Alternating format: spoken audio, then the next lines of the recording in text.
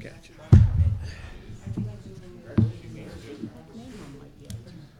Okay. 7. We got 7. Almost.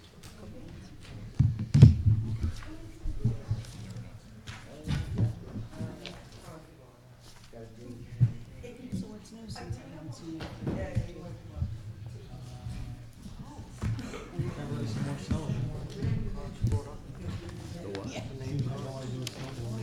Yeah, we have. Well, that's all right.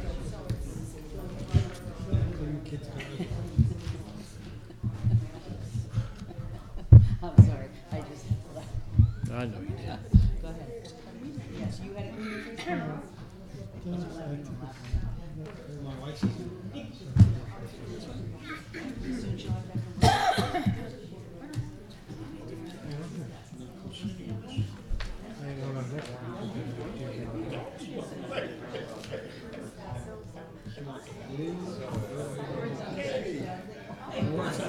get to refer to me. What was the last one to know?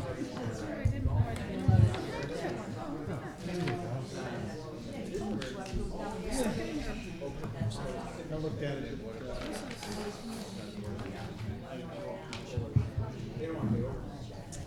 Only one shot. Okay. Yeah. We could all rise for the pledge, please. Trevor, can you lead us in the pledge, please? To the flag of the United States of America, and to the republic for which it stands, one nation, under God, indivisible, with liberty and justice for all. You have a moment of silence for the men and women in the armed forces and for the tragic families that lost lives in southeastern Alabama.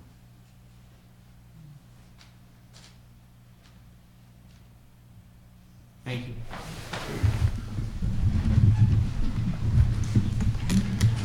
There are no comments, Mr. Mayor. Okay, thank you. Next, we'll move on to the Health Department. Mr. Crespin.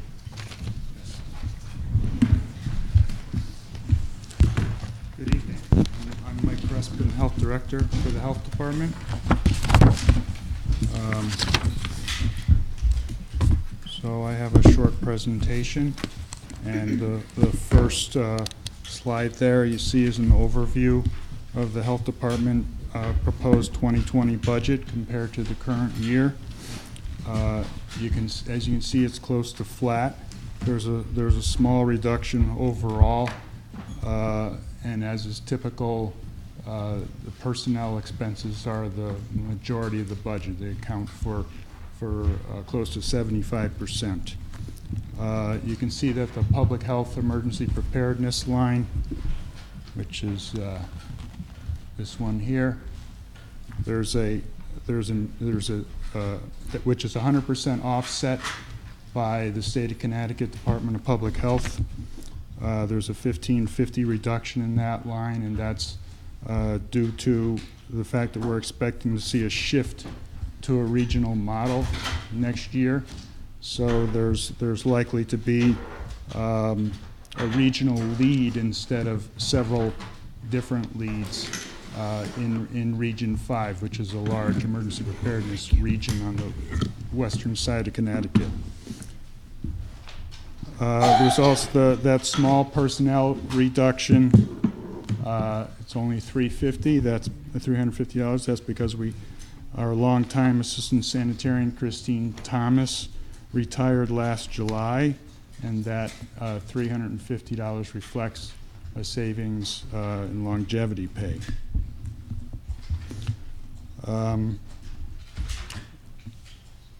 So that's the main focus on the expenses, is that they're essentially flat. I just wanted to make a few comments also about revenues, which are not reflected here.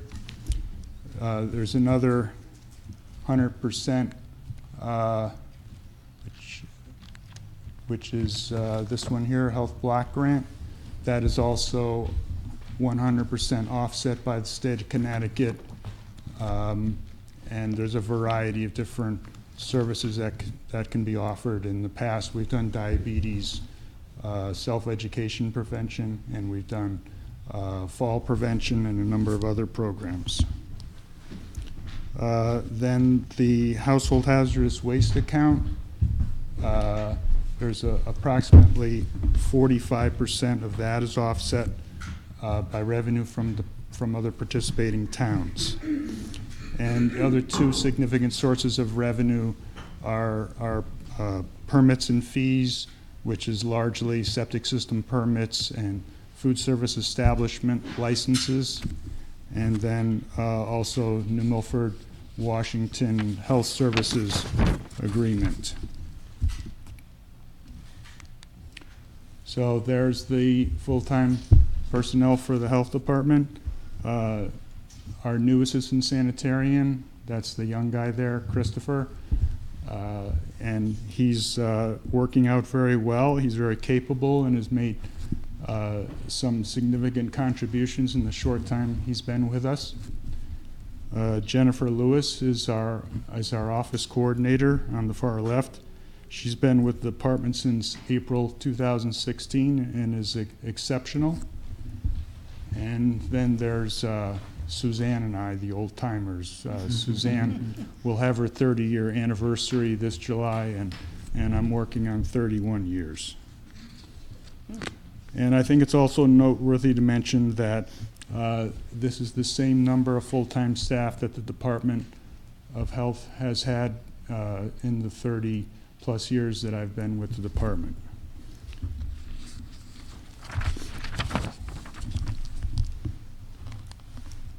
This is an overview of health department programs and services. It's a repeat of a slide from last year. I combined them into one. I made it into two slides last year. I wanted to show it again just to show you the range of activities that we're involved in. And I'm not planning to go into any detail on this. You can see the broad categories there that the health department covers: environmental health and sanitation, disease prevention and investigations, health education, chronic disease, public health emergency preparedness, and some special projects.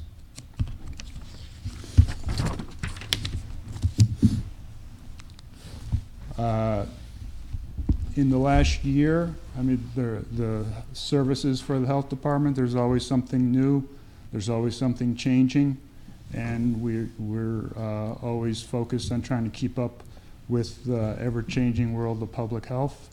We've expanded our cosmetology, massage, and tattoo establishment inspections. We're seeing more of these and receiving more complaints than we have in the past. So we're spending more time at these, and I'll probably be proposing some licensing ordinances in the near future on those.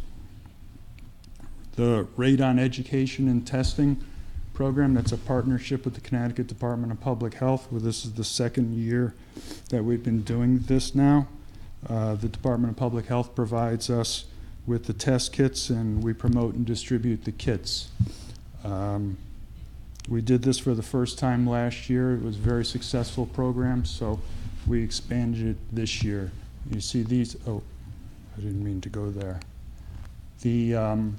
I put this chart up on the bottom just to point out that here we are here with the return rate, and you can see that it's the highest in the state of the departments that participated in that. We tried very hard to make sure that we got all the kits back that we had distributed.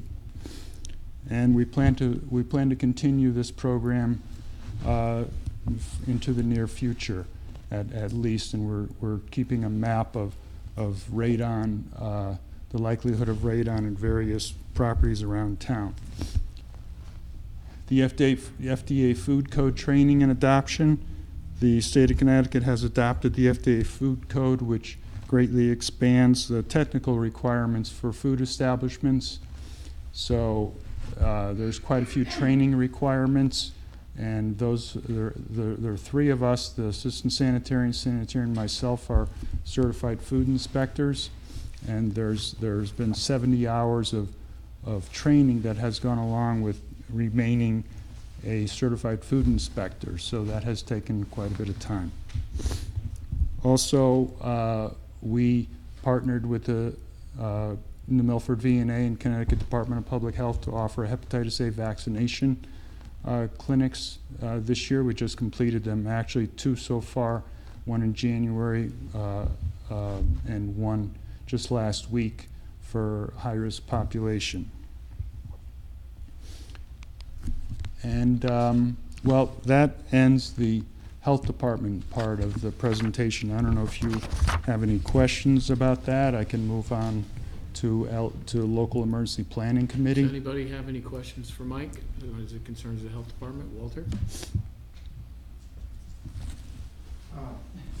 Mike, the difference this year and going into 2020, the bioterrorism grant, what, from 21,000 down to 9,800? Well, it was 11,350. You know, you're probably looking at the revenues. Okay. I only put the expenses into that. So Mike, that's fine. Okay, I can deal with that. Yeah. Public health. Whoops, if I read it correctly.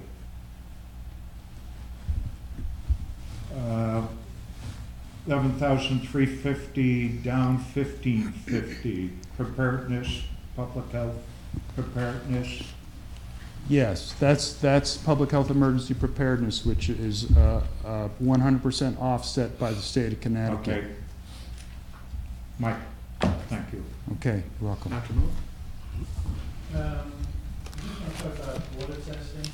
Yes. It seems like across the nation, there's more and more municipalities and even there's military bases that are having issues with drinking water. Yep. So could you give us a rundown of what's happening here? I know that at one point years ago there were polluted wells in this town. Have we dealt with them? What's the situation with the drinking water in general? Well, what that line covers just testing at the beaches. We do summertime testing at Lynn Deming, bacterial testing at Lynn Deming. We do blue-green algae testing.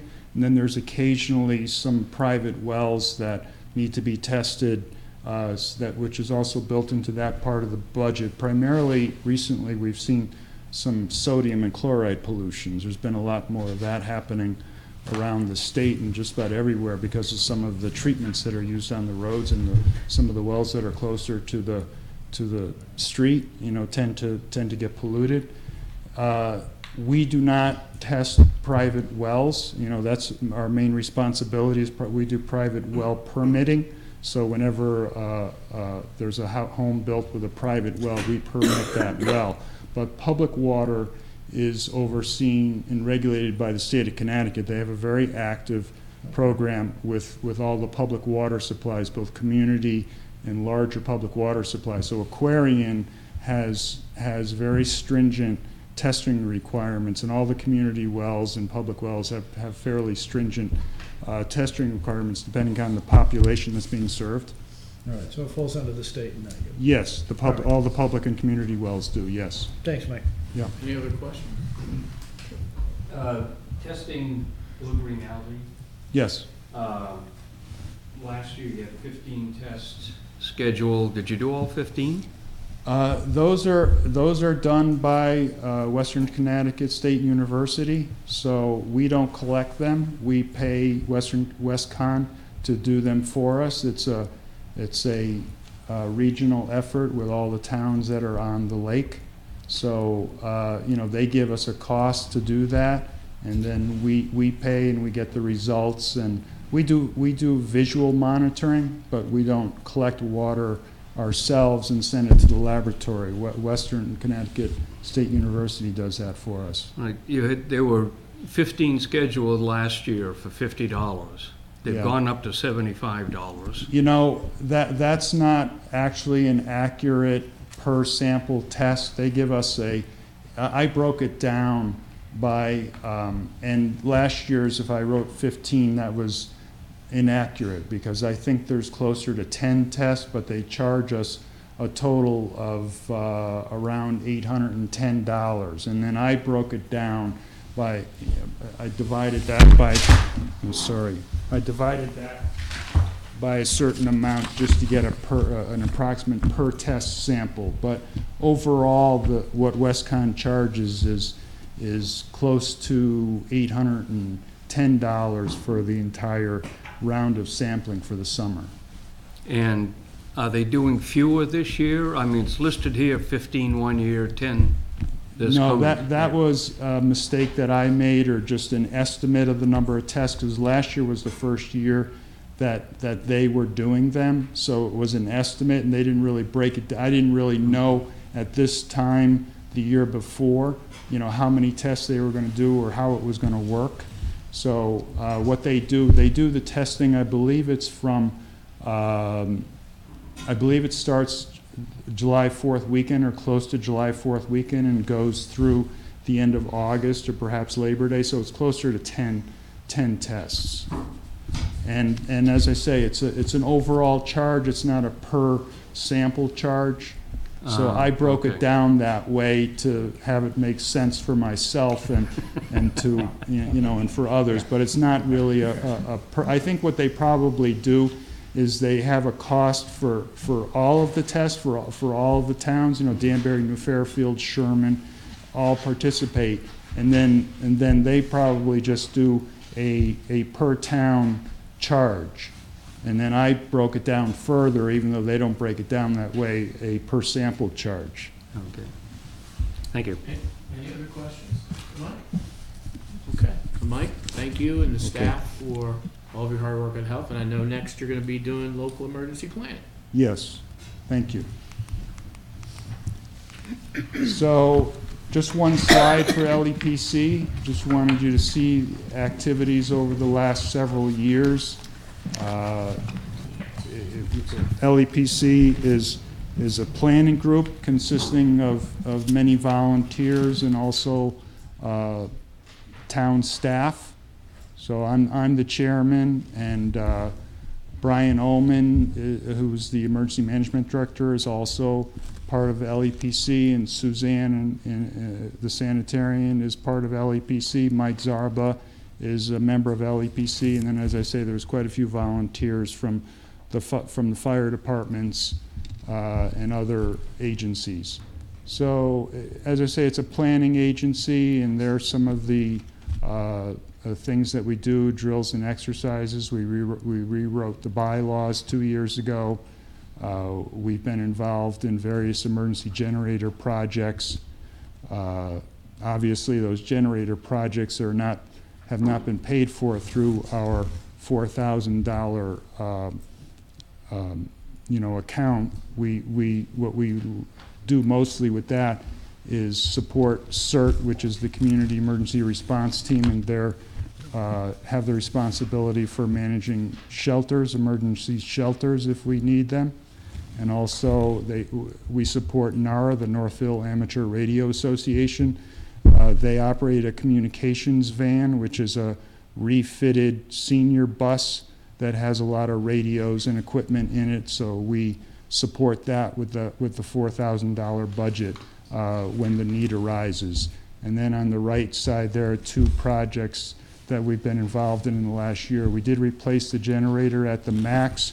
That was a grant project through the state of Connecticut. It was completed in June 2018. If you haven't, I don't know if you've noticed the generator if you've driven by, but there's a picture of it.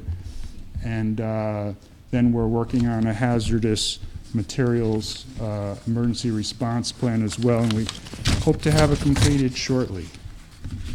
Any questions for Mike concerning Mr. Tripp? Sir, how many members in CERT now?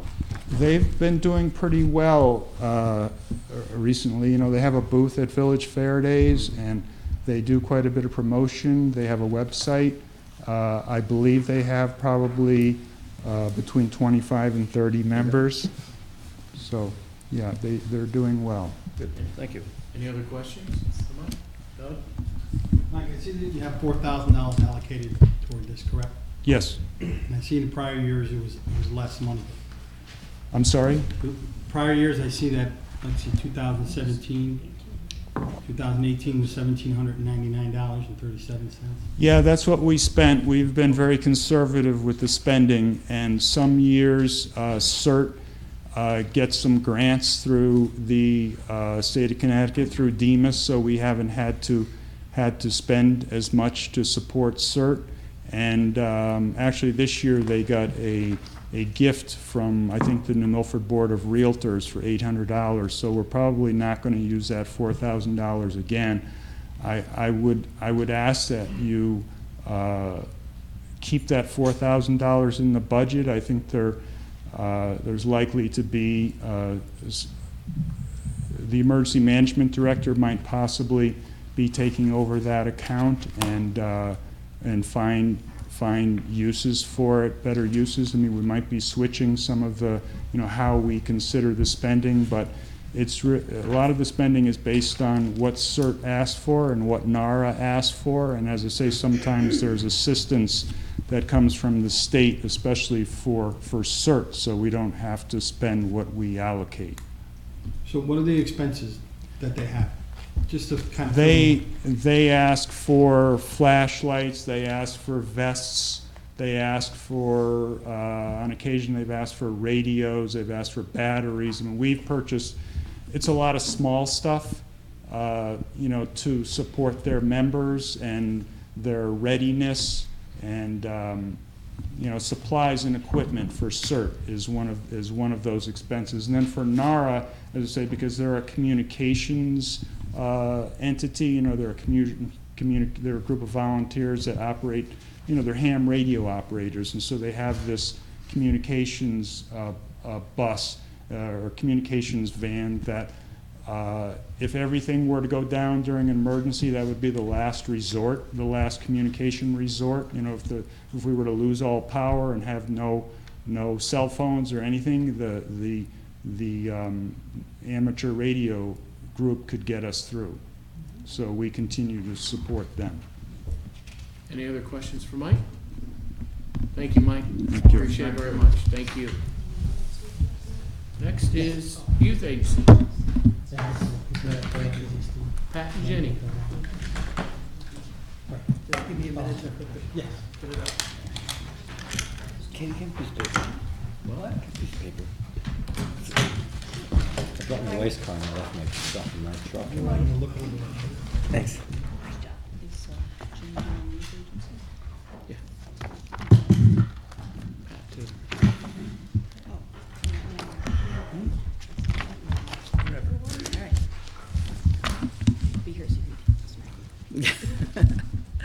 Hello, everyone. My name's Pat Hembrook. I am the chair of the Youth Agency Board with, go ahead, And I'm Jenny Langley, also a member of the youth agency. longtime member of the board.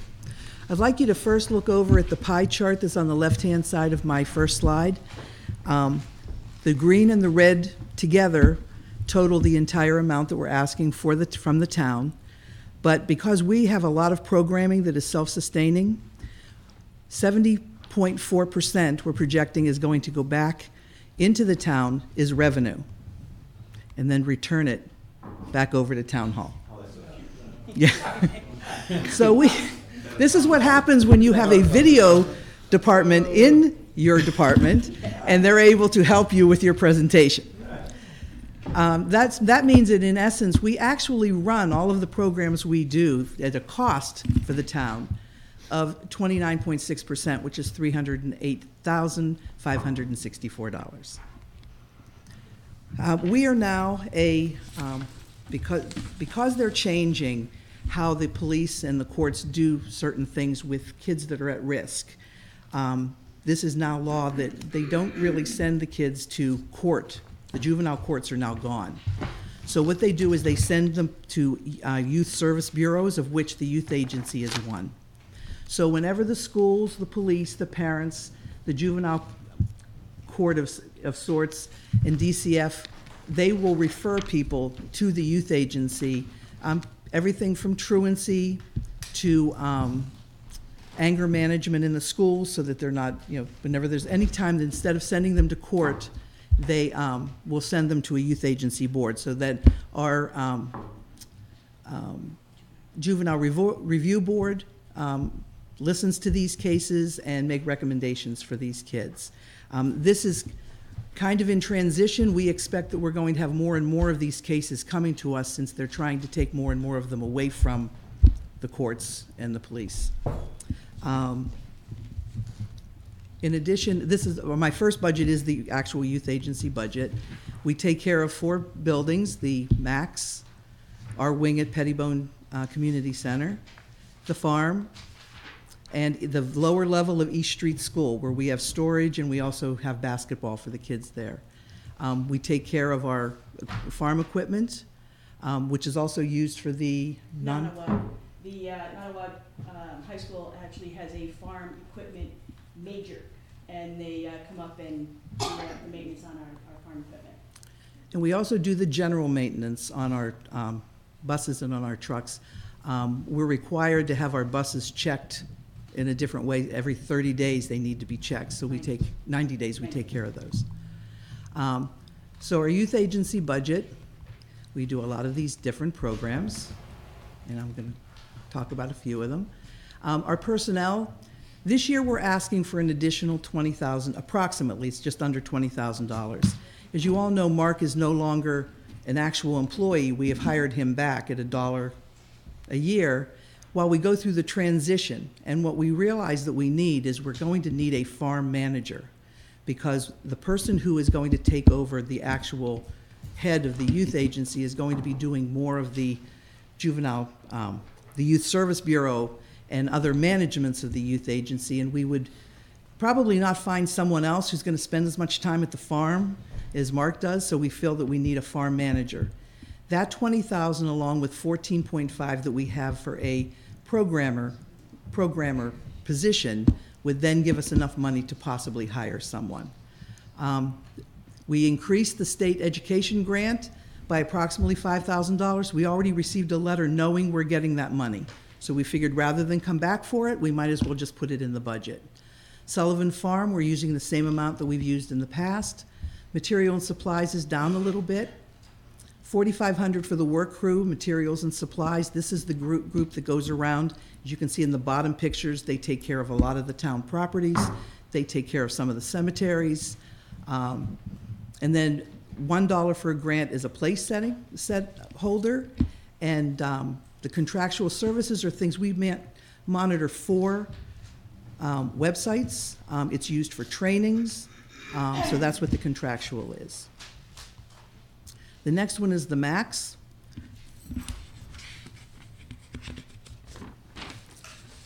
Oops, I'm out of order here. Okay.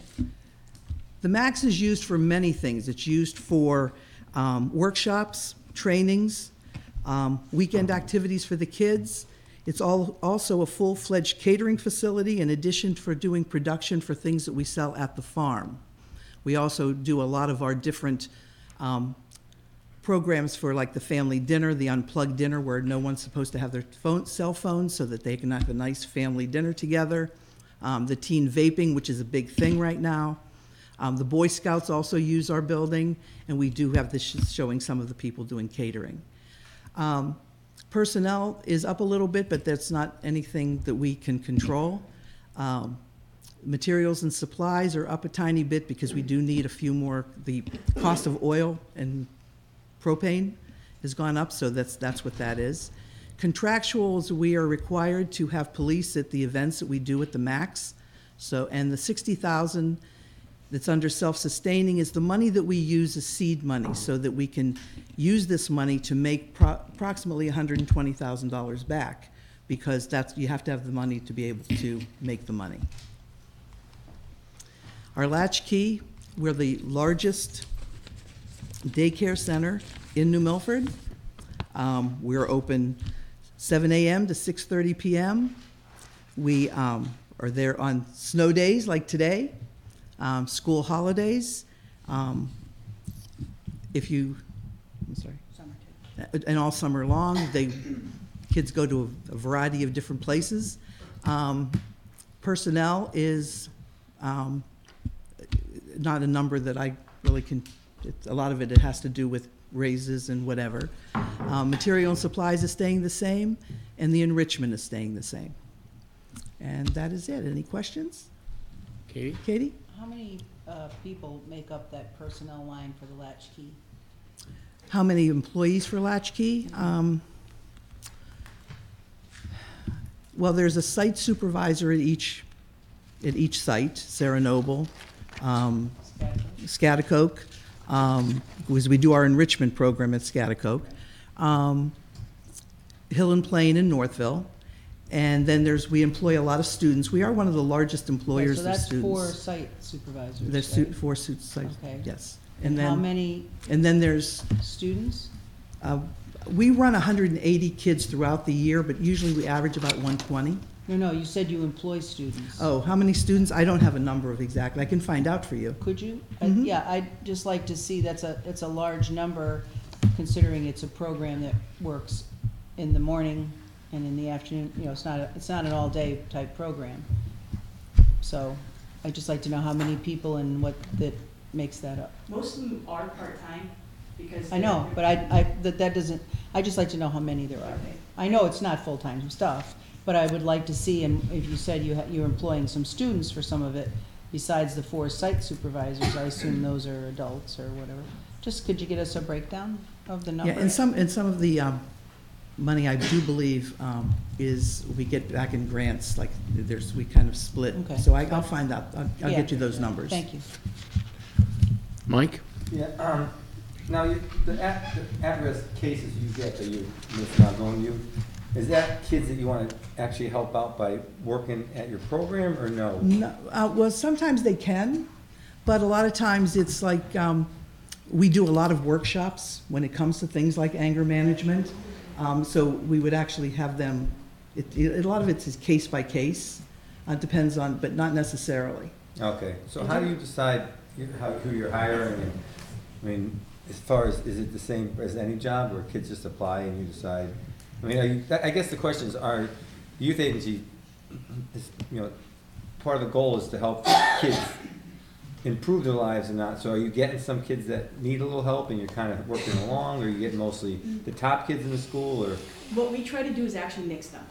Okay. Because a lot of those kids that aren't doing so great do really well with somebody who's an excellent student and has their act together and gives them an example to follow through. So That's what I'm just making sure, it's not all of one type and all of another. No. No, actually, we were at the Max the other day, when we Yeah. were kind of going over this, and in the kitchen, working on things, getting ready for production of things for at the farm, was the top student in the school, along with someone who is Not the top. not a Right.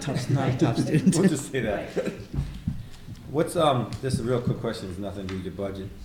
The state does end up getting to a $15 minimum wage, does that affect you in a negative way pretty quickly? Absolutely, because we have supervisors in there that are probably making about $15 an hour now, and you're gonna hire kids at the same rate as them. Which means So- that then we need to raise theirs, and that. And unfortunately, what we're gonna doing, and our grant for the funds for doing the trails and stuff, we're gonna have to hire a lot less kids. And yes, we have mentioned that to the state, They listen very well, I think. yes. Any other questions for the youth agency? Walter? Just a comment, the youth agency and the Sullivan Farm program, as far as I'm concerned, is a real asset for the community, and it works for me. Thank We you. had over 3,000 people go to the farm last year, and in addition to that, we have the Great Brooks Sugar House, which we have programs for not only kids to come, but actually this weekend, they're having their maple sugar, I don't know, festival, whatever they want, it's called, and a lot of adults are there also, and I don't know if anybody's eaten the syrup, but it's pretty good. They do go to several farmers markets, so I believe it's an asset, but then I might be a little That's why I biased. said it works for me, but I'm too old to work the field. Well, we don't expect you to. Oh. Dr. Mull? Yeah, just a couple questions. Did you say you serve between 120, 180 children? Throughout the year, coming in and out. We don't necessarily have them all at one time. Right. But, there are some kids that come just during the holidays. Some kids only come in the morning. Some kids come both. So Do it's, you have more in the summertime? We have a hefty amount in the summer because most people still have to work. Right, So I would say there's probably at least 100. okay. The second thing, there was one picture up there. Kids are going cleaning up at cemeteries? Yes. Yeah, we do.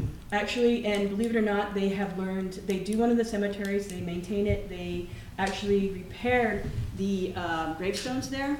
The one by And Faith Church, the across the third street picture from Faith down. Church. And, I'm sorry?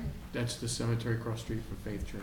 Right, and believe it or not, we actually had kids go into that as a career, gravestone restoration. Yes. Are these are all privately owned cemeteries? I mean, the town doesn't own any cemeteries, correct? No. Not yet. But I do think we are mandated It's to another maintain budget them, item. not necessarily the youth agency, but I think there's Who are we mandated by? state. State of Connecticut. Really? Yeah, Mhm. yeah.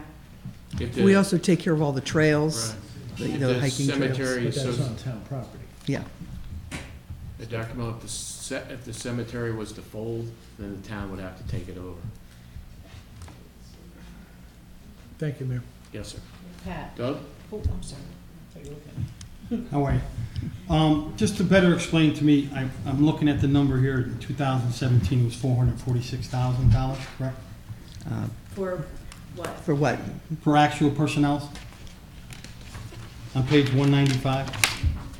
I don't have my budget. I don't have Hold a on, budget. you And then it Book goes, then it goes up to revised budget of 523. Was there an added personnel to increase that, or?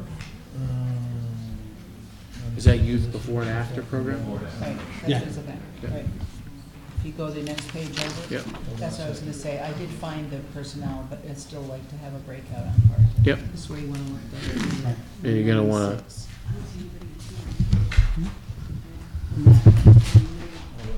Because it's almost, we're looking at about $80,000. I was just wondering what that was.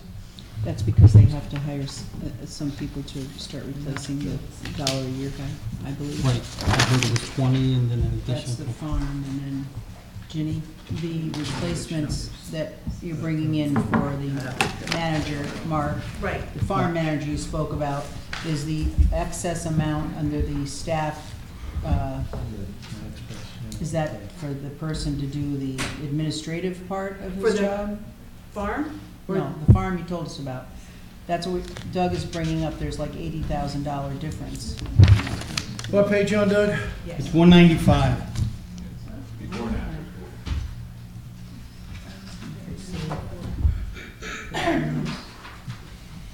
Oh, from here, from 446 to 524, is that what we're looking at? Right. 468.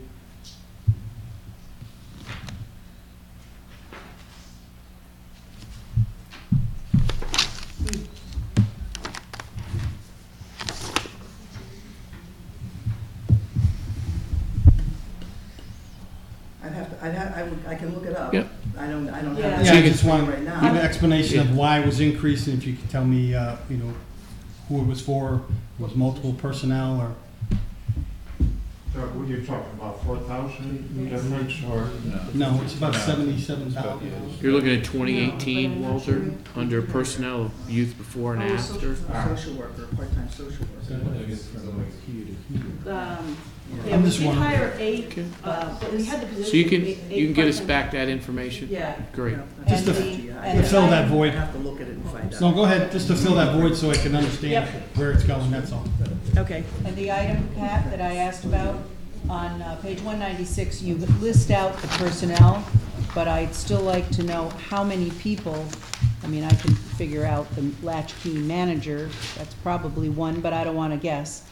How many individuals are making up the amounts on this list of the personnel? You know, there's 193,000. Each one of those lines is one person, but we'll I find doubt out. we We'll have find somebody out making how many- $193,000. We'll get you that. I wanted, how Yep. many people? Yeah, I'll get thank you you, that info. thanks. Okay. Any other questions for the youth agency? Great. Thank you, Thank Pat. you very Thank you, much. Ginny. Appreciate it. Tell the staff, thank you very much for all their hard work. Okay. Next is the town clerk. Noreen.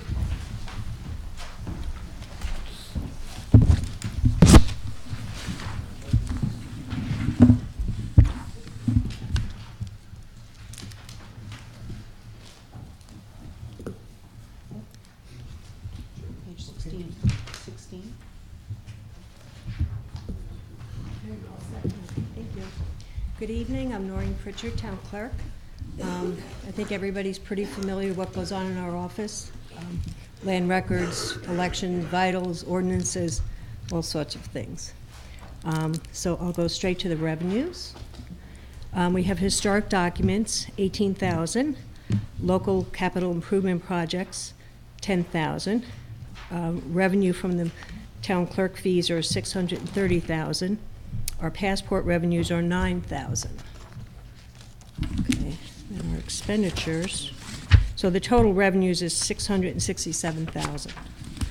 And then the expenditures, we have personnel is $195,517. That includes a staff of 3 and a part-timer. We have overtime, $200. Contractual services, which is updating the code book for general code. It's $10,695.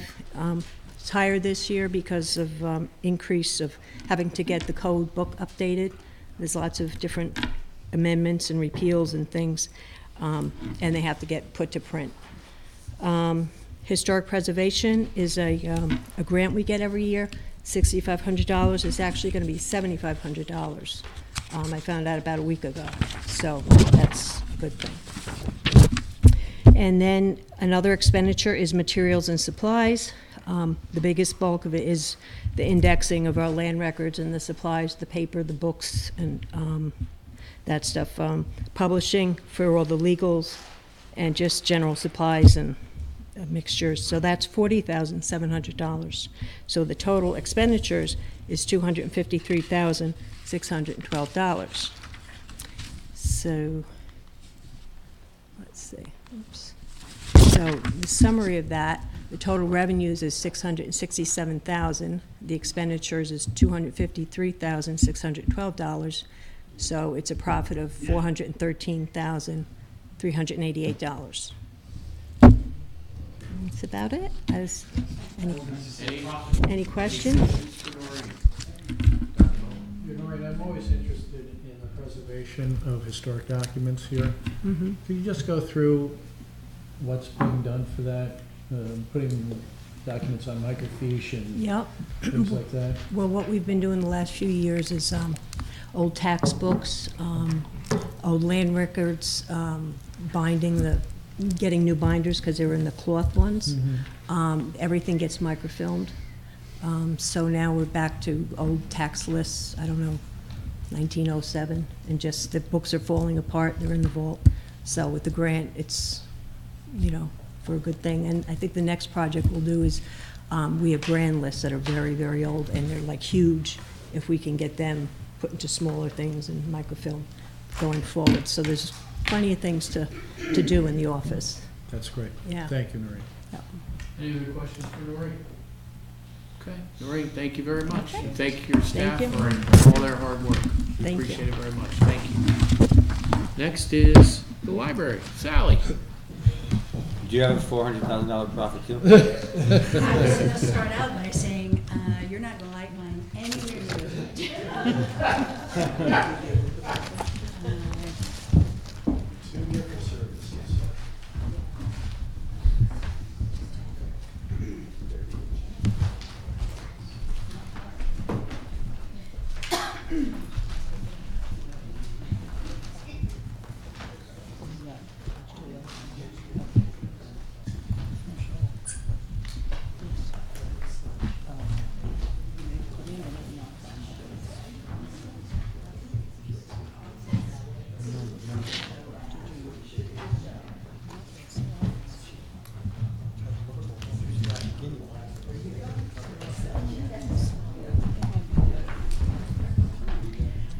No, you won't like mine as much, and mine isn't anywhere near as pretty as the youth agencies.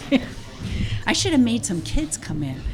I'm Sally Torno. I'm the director at the library, and this is our budget. It is the revised budget. It doesn't quite match what you have in your books because I have This reflects the $50,000 reduction that the mayor requested.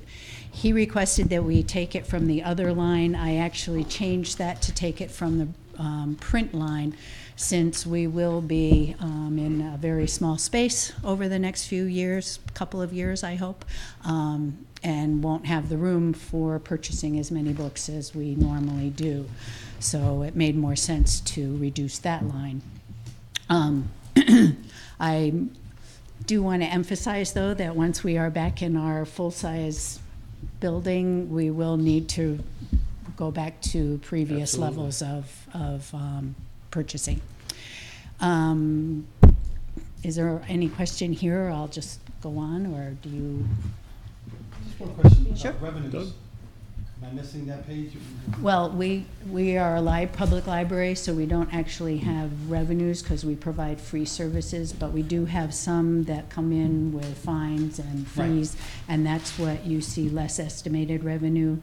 The two slots there, the 19,600 and the 15,400. Those are our revenues. It's been a long time since I've been in the library, but obviously, you know, it's important.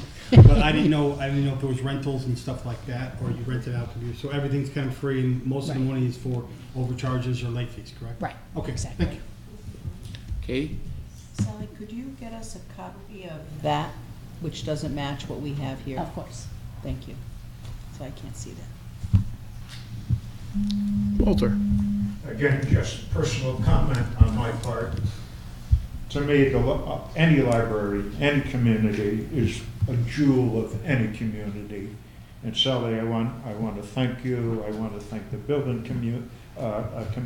I want to thank the fact that finally we're going to do something with modernization for this library. Yeah, but it's thanks to you. I won't say bad things. Thank you. Thank you, Walter. Any other questions for Sal? I have more slides. Like, keep going, Sal? I'll be quick. Okay, I thought you might be curious about what we're planning to do during construction, but we haven't ever done it before, so we really don't know exactly what to expect.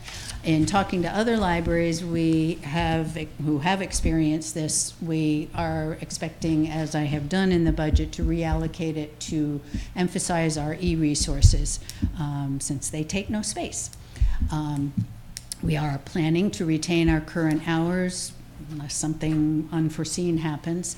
We will have access to other libraries' collections because Connecticut libraries are very generous, especially in this kind of situation, and they loan to the library so that we can fulfill our patrons' requests, although it probably will take a little longer. We do still have to buy new print items because libraries will not loan those. We will continue to offer reference services, computer access, Wi-Fi, and I'm hoping, crossing my fingers, that there will be limited small meeting space, but that one I'm not sure about. Our programming, both the children's and adult, will continue mostly off-site, and that is really due to the generosity of our Friends organization and also the Senior Center in allowing us to use it in the evenings. I just want to emphasize how much the library is used, both physically and digitally. These are the three towns, Bethel, Bloomfield, and Cheshire, that are closest to New Milford in economic and population size, economic comparison. And as you can see, we exceed everybody in both physical visits and virtual visits, which surprises me because I mean, even with our building being open and available, we still are doing really well with our e-resources, databases, and catalog. It could go down next year, who knows? You know, if people are upset about having a smaller library, they may not come as much, but at least we'll have the e-resources. And just to give us a plug, in addition to the visits, we answered over $35,000. That would be nice. See, then you'd be happy. 35,000 reference questions, and over 15,000 people attended our programs. And just, if everyone had to pay themselves personally for what they checked out last year, it would have been almost $4 million. So going to the next slide, you get really good bang for your buck with the New Milford Public Library, because as you can see, the New Milford taxpayer pays the least amount for all the services that we get. So I'm pretty happy about that. And finally, I just, we have been busy all year, and we've had cooperative programs with the Senior Center, the Pratt Center, the schools, the hospital, the VNA, Burnham Library, and many others. And our one-on-one technology help has increased immeasurably because it is a very popular service for the senior citizens that we offer. And we have a staff member who provides it, but we also have asked for volunteers, and they kind of come and go. And this year they went. So our poor staff member was really inundated with requests, but she kept up. I mentioned the board games nights because I think a lot of people think the library only serves the kids and the senior citizens, but we bring in a lot of people at all ages, especially for something like board game nights, but also just so you know, the Pew report, which I'm sure all of you have heard of, the most recent one said that millennials are using the library more than any other age group at this point, which is very interesting. And then you probably you can't see it very well, but this was a Christmas card we received this year, and it is from our less advantaged citizens who use the library as a safe place. And I am very proud of being a welcoming spot for those with no place else to go. That's it. That's all I got. Any questions? I want to thank you and your Thank staff for all you do for the town. Thank you. I'd like to thank the Library Board of Trustees for the $1 million. Hard work getting that money for our expansion. That's right. And also Connecticut Historic Preservation Trust also giving $1 million. We're getting there. I know we're super excited to break ground and get the library going. We are. When do you break ground? Well, we're still in the process of, we have some steps to get through before we get to that. The Historic Preservation Trust, they're kind of shifting a couple things around. Once we get that going. We're hoping this spring, Yep. early summer. Awesome. Excellent. Thank you, Sally. Thank you. Thank you. Absolutely. Thank you. Next, Mr. Hackett. Building Department.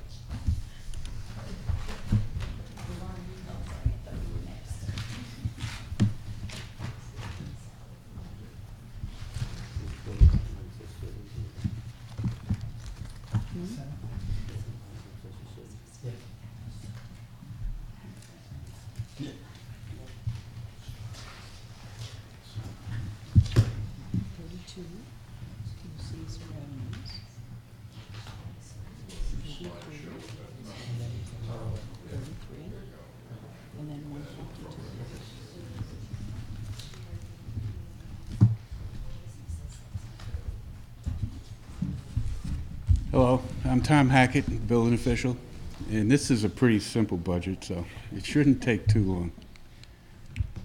We have a personnel item that's for 3.5 people.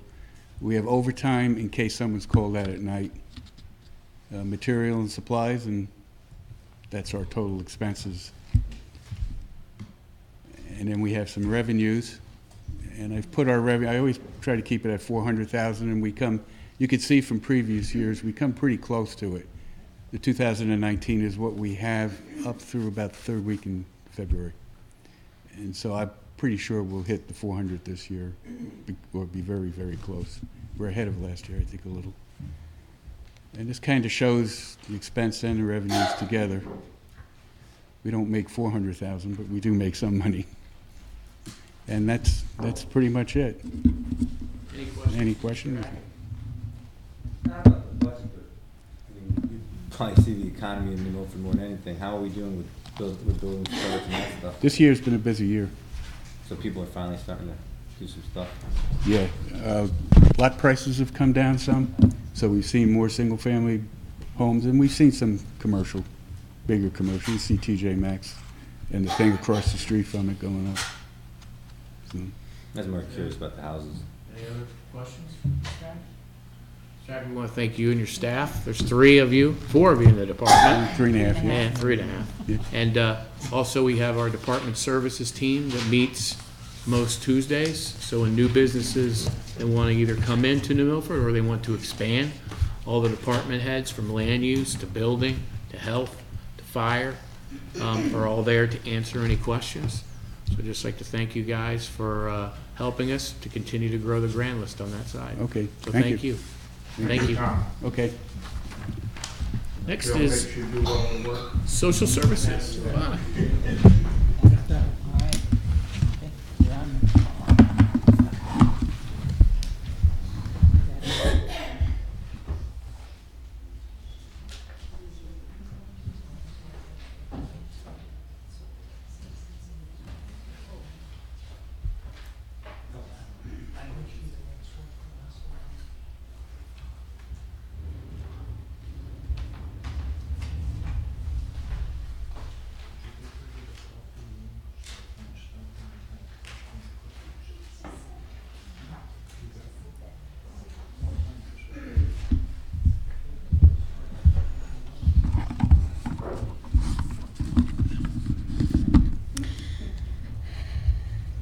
Good evening, and thank you for giving me a chance to talk about our budget and our department.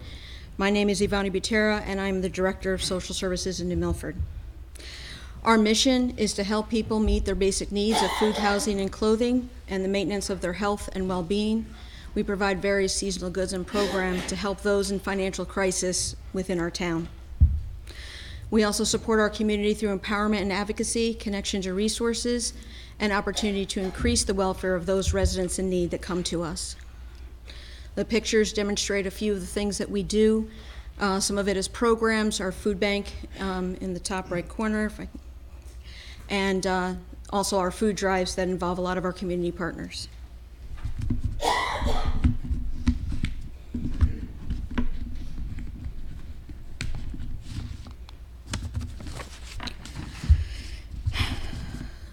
So this is our department team. We comprise of 4 full-time staff. We have a director who's full-time and a social worker.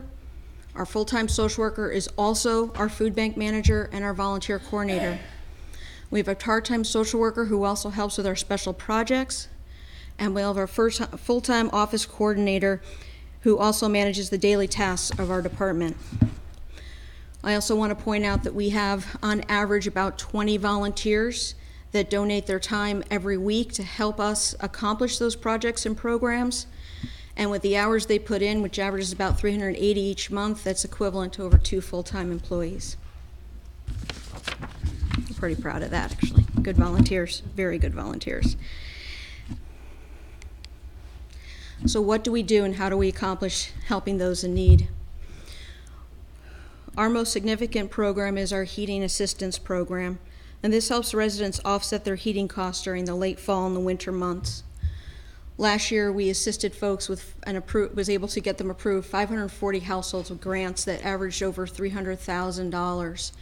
Not only did this offset their cost burdens and help them out, but it also came back into our community and our economy. About 40% of the people we work with for this heating these heating programs is 40% homeowners. All of these appointments represent an individual meeting with a social worker, follow-ups with multiple phone calls and emails, advocacy and collaboration with other agencies in order to get them awarded. The food bank program is our year-round program. It is a choice food bank. On average, we see about 175 to 180 families a week. Sometimes we can reach about 200 families in 1 week that come and see us. On an average month, we serve over 680 people, over 200 are children, 100 are seniors. On a yearly average, 1,400 adult children and seniors at some point in the year have utilized the food bank in this town. We've also given out last year 70 emergency food vouchers, and those are vouchers for fresh foods when folks are in an immediate crisis and need to get a little bit from the local grocers. The benefits of the food that we have are solely from community donations, from assistance from grocers and farmers, as well as food and funds that are raised by local groups. When families are pulling from food budgets to keep up with other home costs, they can compromise on the kinds of foods that they will buy, and we try to provide a balance of nutritious foods such as fresh produce, meats, and dairy, as well as an addition to the shelf-stable foods that we provide at the food bank. The next is our housing assistance. The largest expense that most of our households in New Milford will spend is on their housing. It's usually about 50% or more of their income. The possibility of losing one home can be very destabilizing. Two of the programs that we have at our department is the Hope Fund. We use this fund to help prevent evictions, assist with mortgage payments or security deposits. And last year we again provided 59 grants of over $25,000 back to these folks. The Renters Rebate Program is also a program that assists disabled adults in addition to seniors. We work with the young disabled. That increases their stability, and last year we were able to do 69 applications, bringing back 38,000 back into our community in those households. Almost on a daily basis, we receive inquiries about affordable housing, rent or mortgage assistance, and landlord issues. We're making connections, we're making referrals, we're trying in the best way we can to meet the needs of those folks, whether internally within our local programs or regionally with other agencies. Next, we have our financial assistance, which is primarily helps through our Good Samaritan Fund. Last year, we again did 166 grants, totaling over $30,000 back into these households. Through this charitable fund, we help with such essentials like home costs, utilities, transportation, children's needs, medical costs, and prescriptions. Our help also includes budget guidance and financial counseling to help people have a better relationship with their money. Maybe it's help with recognizing emotional spending, reducing their expenses, or beginning a savings plan to help set up for those unforeseen emergencies or set goals that can lead to financial security. Our seasonal programs and our projects are some of the ways that we, in addition, help these folks meet those demands of a constrained income. We've provided many projects through the back-to-school program, summer camperships. There's Bike Day, Snap at the Farmers Market, which is a new program of ours that's only in its third year and growing. The Grow Truck, Baby Bundles, Thanksgiving, and the Holiday Gift Program. We basically become the agency that registers and verifies the eligibility for lower income families for these programs. And we work with collaboration and partnership with other community agencies to actually get the job done. And we were very supported in that between the town departments, local agencies and businesses, individuals and community groups. We also create a newsletter, a monthly newsletter that reaches over 900 clients. And through that newsletter, we're able to communicate program guidelines and due dates, community resources, support groups, and other counseling resources, and also financial and life skills tips, in addition to nutritional information and recipes that can help them, basically recipes that are friendly to one's budget. So again, anything that we do, even if it seems as simple as a recipe, we're always trying to see how can we help them better spend their money and keep it for the main things that they need to support their families. So who do we help? These are the residents that have been our clients. The list is pretty vast. We basically can help anything from healthcare workers to bus drivers to builders and masons, small business owners, childcare workers, parents and children, widows, students and volunteers, and so forth. Anyone at any time can find themselves faced in a financial crisis. It could be a downsizing of one's job, a home emergency, or a diagnosis of illness. Many families and individuals we see are working, yet most of the income they have goes to support their home costs, their work transportation, and their child needs, leaving very little to deal with the shifts in their budget for those unforeseen emergencies or increase in living expenses. Our programs and our focus is to help these people and individuals increase their options so they can move forward in their lives.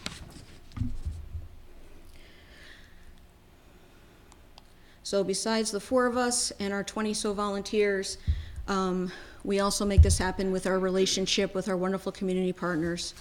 With the generosity of so many with funds and time, businesses and agencies, as you can see here, and departments, we get a chance to achieve these programs. The budget presented to you this year is primarily for our staff. We're a devoted professional team that brings these partners together to make these programs successful to so many in need in our town. Tonight I ask for your support of our team and our budget so we can continue our work to benefit the New Milford community. Thank you. Any questions? Thank you. Could you go back 2 slides for me, please? Absolutely. That one there. So, all the money and everything you're receiving here, just, could you give me a ballpark figure of approximately what that would be? I mean, the food. The total? Yeah.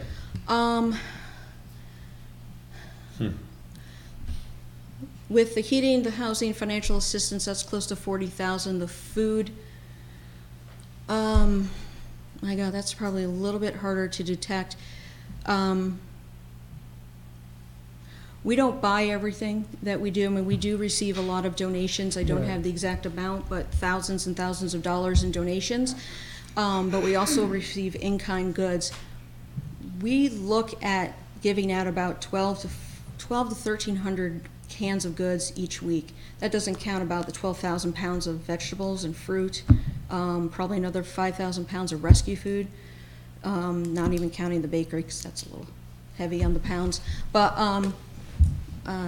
in addition to that, but those figures alone is $4,000, and you're probably looking a significant amount more just for the food bank alone. All right, if you could just have the mayor's office just email the slides, I'd like to have those if we could. And just one point, I will reflect on when I was first on the town council and I first saw these numbers. They were shocking to me because I never understood that and what was going on at social services. I never understood the number of households that needed this help and the number of people that needed this help. And the fact that none of that money comes actually from the town budget. No, sir. You know, that's not coming from the taxpayers at all. Now, obviously, taxpayers who choose to donate and all. So, yes, what the town is doing is we're hiring people to oversee this, which, for the number of people in this town that it helps, it still staggers me. Every time I see these numbers, it staggers me. So, the majority of those volunteers are, they operate within the food bank. Although I've been the director for a short period of time, I've been with the department for 12 years. And one of the figures that I share in explaining the food bank is when I started, we probably helped about 90 to 100 families a week with food, and that was a bag of food that you just kind of got, and that was really it. It was rare for us to be able to give meats and dairies and produce outside of a couple of the farms that we were able to have. And as you can see, that's grown exponentially. thank you. Thank you, ma'am. Can you go back to the previous slide? This one? No, go forward. Forward, okay. Toward the end.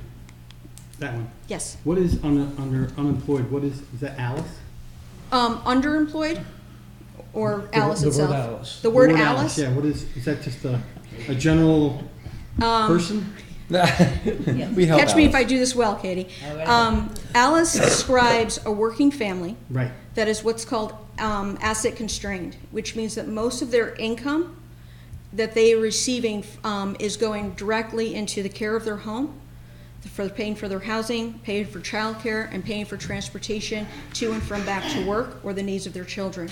Therefore, not really leaving them much of a difference in order for them to save for those emergencies that can arise. One of their income earners becomes ill with a severe illness and pulls them out of work, Right. or causes them to work less, or if something happens with a child, a major repair on the home, or again, increased living expenses, which we've seen over the years, but not having the raises or the income that has grown as fast as expenses have. And I employed, the social services, being an only child of a single mom. These people, it helps out them to grow in the community and prosper, and then even their children can prosper. And so I applied for the social services. Thank you very much. Thank you. Mike? Yeah, I just want to piggyback on Dr. Mullen. The amount of people in this town, I mean, when I'm doing my budget at home and paying the bills, and my wife and I are doing pretty well, it's still, you get to the end of the month, you're like, where's it all go? you know, it's amazing how many people need help and how many people you do help that have jobs but, you know, as I, mentioned the other day, the income in this area has not gone up to match the expenses in the area. So it's become, unfortunately, you guys are becoming more and more needed. But you do a great job with what you get to help as many people as you do, so thank you. Thank you. Thanks, Evan. ALICE stands for Asset Limited, Income Constrained Employed. Okay. It's a term that's now used across the country by many social service organizations and United Way. My question, it was something we mentioned last year, is under the emergency shelter, we had removed, it was $900, and the question, I think, from last year remains in my mind, is this in any way an overlap of the emergency shelters we have, like at the Max or at Sarah Noble, or? No, it is not. The emergency shelter fund that we have helps pay for a hotel room for a few days to a week for those folks in between housing. So it's an actual personal sheltering for people? Correct. Not groups take showers? No, Okay. no. Thank you. Any other questions for Yvonne? So Yvonne, first, I want to thank you and your staff. And thank you for Peg, when Peg retired, there's big shoes to fill, and you're doing a great job, and Sarah filling in your shoes. So just want to thank you and your staff for all of your hard work. And as everybody says here, it's it's a daunting task to help, and we want to thank you for that. Thank you. Anything else? Walter? Motion to recess, Mr. Mayor. Second. For the council members, all those in favor? Aye. Opposed? Walter? Finance Board, motion to recess. All in favor? See you tomorrow night. Oh,